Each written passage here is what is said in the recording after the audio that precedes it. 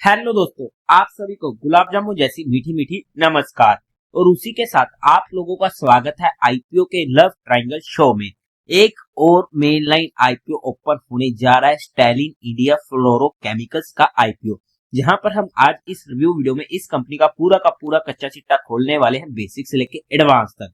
अगर मैं स्टार्टिंग में इसमें अपने पर्सनल डिसीजन की बात करूं तो फिर से एक इंटरेस्टिंग आईपीओ हमें देखने को मिलने वाला है, जहां पर ऑलमोस्ट सर्टेन है कि मैं इस आईपीओ को भी अपने हर फैमिली मेंबर के अकाउंट से स्टडी करना चाहूंगा। बट फिर भी किस तरीके से रहते हैं एक्सटर्नल फैक्टर, उसके बेस पर जो भी मेरा फाइनल डिसीजन बनेगा वो मैं आप लोगों को टेलीग्राम चैनल पर अपडेट कर दूंगा। लिंक आपको डिस्क्रिप्शन में मिल जाएगा। बट फिर भी आप लोग एक बार इस वीडियो को देख लीजिएगा, समझ लीजिएगा, फिर अपने रिस्क रिवॉर्ड रेशियो और माइंडसेट के अकॉर्डिंग अपने फाइनेंशियल एडवाइजर से कंसल्ट करके कोई फाइनल एक्शन बनाइएगा। उसी के साथ साथ आप लोगों को म्यूचुअल फंड में या इंश्योरेंस सेगमेंट में किसी भी तरीके की कोई भी हेल्पलाइन की जरूरत है, या आप लोग चाहते हो कि being a mutual fund distributor हम आपका पैसा मैनेज करने में आपकी हेल्प करें, चाहे वो SIP हो, STP हो, SWP हो, बूस्टर, STP हो, या लमसम अमाउंट हो, तो आपको डिस्क्रिप्शन में मेरा फोन नंबर मिल जाएगा, आप मुझसे कांटेक्ट कर सकते हैं। और अगर आप लोग हमारे थ्रू अपनी SIP खुलवाते हैं तो आपको एक प्राइवेट व्हाट्सएप ग्रुप में ऐड कर दिया जाएगा, जहां पर आईपीओ के रिलेटेड आपके साथ एडिशनल इंफॉर्मेशन भी शेयर की जाती है। अब अगर हम कंपनी की बेसिक डिटेल की बात करते हैं तो 2002 में ये कंपनी इनकॉर्पोरेट हुई थी।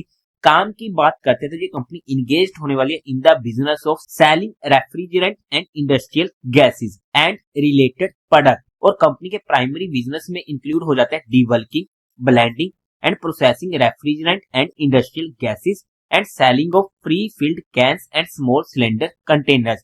मतलब कि काम वाइज बात करते थे, कच्चा काम एक अच्छा सेगमेंट हमें देखने को मिल रहा है। और कंपनी के 4 प्लांट्स होने वाले, जिनमें से 2 होने वाले महाराष्ट्र में, एक होने वाला है राजस्थान में और एक होने वाला है हरियाणा में। कंपनी मेनली डील करती है इन गैसेस जो ब्रॉडली क्लासिफाइड होती है एज ए फ्लोरोकेमिकल, और ये मेजरली यूज्ड होती है एज रेफ्रिजरेंट्स। और कंपनी के प्रोडक्ट्स वेरियस इंडस्ट्रीज में यूज किए जाते हैं, जिनमें semiconductor manufacturing, automotive, electronic, pharmaceutical, health care, fire extinguisher, spray foam, glass बोतल मेकिंग एंड एरोसोल प्रोडक्शन वाली इंडस्ट्रीज आ जाती है। इन शॉर्ट काम में हमें कोई भी दिक्कत देखने को नहीं मिल रही है।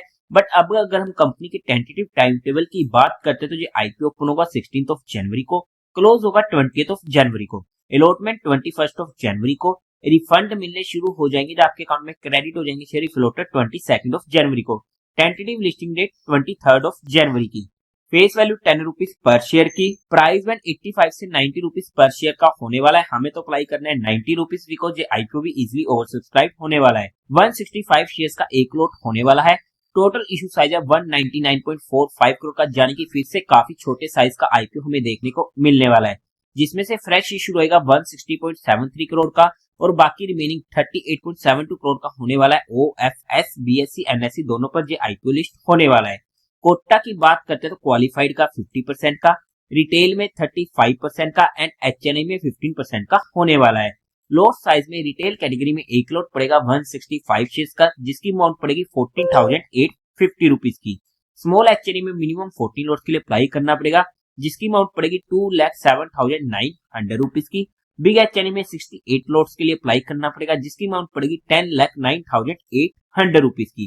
कंपनी के प्रमोटर्स की बात करते हैं तो वहां पर साजिद शेरियर रुस्तम जी, मनीषा साजिद रुस्तम जी एंड रोहन साजिद रुस्तम जी कंपनी के प्रमोटर होने वाले हैं।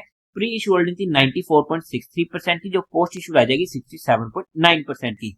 अब अगर हम कंपनी के मेन मुद्दे की बात करते हैं, जानेंगे कंपनी के फाइनेंशियल्स की, तो सबसे पहले टोटल असेट 2022 में 98 करोड़ के, जो इंक्रीज होते थे फर्स्ट 2 क्वार्टर ऑफ 2025 तक पहुंच चुके हैं 235 करोड़ के। अच्छी ग्रोइंग रेट होने वाली है। रेवेन्यू 2022 में था 186 करोड़ का, 2023 में 226 करोड़ का, 2024 में 236 करोड़ का एंड फर्स्ट 2 क्वार्टर में 141 करोड़ का। एक डिसेंट सी ग्रोइंग रेट हमें जहां पर भी देखने को मिलने वाली है। प्रॉफिट आफ्टर टैक्स 2022 में था 21 करोड़ का, 2023 में एक मेजर डिप देखने को मिला और 9 करोड़ के ही रह चुके थे एंड 2024 में फिर से बाउंस आया, बट 14 करोड़ के देखने को मिले एंड फर्स्ट 2 क्वार्टर में 16 करोड़ के देखने को मिलने वाले हैं, जहां पर हमें काफी ज्यादा इनकंसिस्टेंसी देखने को मिली है और 2022 के फिगर अभी तक अचीव नहीं हुए हैं, जिसकी वजह से कंपनी के प्रॉफिट्स में हमें दिक्कतें देखने को मिली है। नेटवर्थ 134 करोड़ की, टोटल बोरिंग कंपनी के ऊपर 81 करोड़ की होने वाली है। ओवरऑल में अगर हम फाइनेंशियल्स की बात करते हैं तो फाइनेंशियल को मैं ना ही अच्छा बोलूंगा ना ही बुरा बोलूंगा। ओके ओके से फाइनेंशियल हम यहाँ पर बोल सकते हैं, बट हाँ एटलीस्ट कंपनी प्रॉफिटेबल होने वाली है, इस पॉइंट को हमें मानना पड़ेगा। बट अब अगर हम बात करते हैं कंपनी के ऑब्जेक्टिव क्यों आ रहा है आईपीओ, तो इनको फंडिंग चाहिए इंक्रीमेंटल वर्किंग कैपिटल रिक्वायरमेंट के लिए। सेकंड, इनको फंडिंग चाहिए कैपिटल एक्सपेंडिचर रिक्वायरमेंट के लिए। Fourth, there semiconductor and speciality gas debulking and blending facility. Third, funding चाहिए कैपिटल एक्सपेंडिचर रिक्वायरमेंट के लिए। Fourth, there refrigerant debulking and blending facility जो आंध्र प्रदेश में है। Fourth, general corporate purpose. अब अगर हम कंपनी को फंडामेंटली बेसिस पर चेकआउट करने की कोशिश करते हैं तो वहां पर मार्केट कैपिटलाइजेशन होने वाली है 713.93 करोड़ की। आरओई 12.5% का ओके ओके है। रिटर्न ऑन कैपिटल एम्प्लॉयमेंट 14% का ओके ओके है। डेट टू इक्विटी रेशियो 0.55 का कोई दिक्कत नहीं है। रिटर्न ऑन नेटवर्थ 12.5% का ओके ओके है। प्रॉफिट आफ्टर टैक्स मार्जिन 6.26 था, ये हमें थोड़ा सा कम देखने को मिलने वाला है।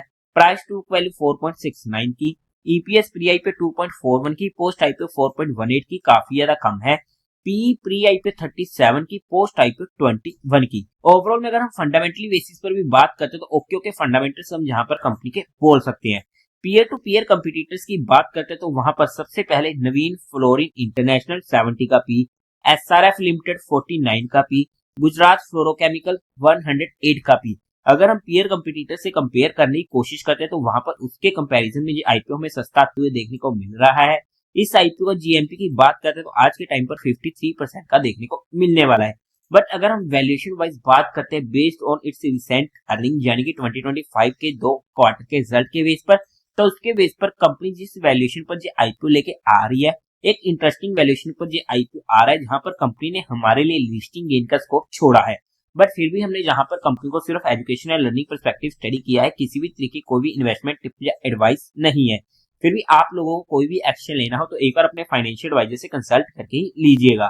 तो देवी और सज्जनों, उम्मीद है आप लोगों को ये वीडियो अच्छी लगी होगी, तो इस वीडियो को लाइक कीजिएगा, शेयर कीजिएगा और साथ ही साथ चैनल को सब्सक्राइब करें। हर हर महादेव।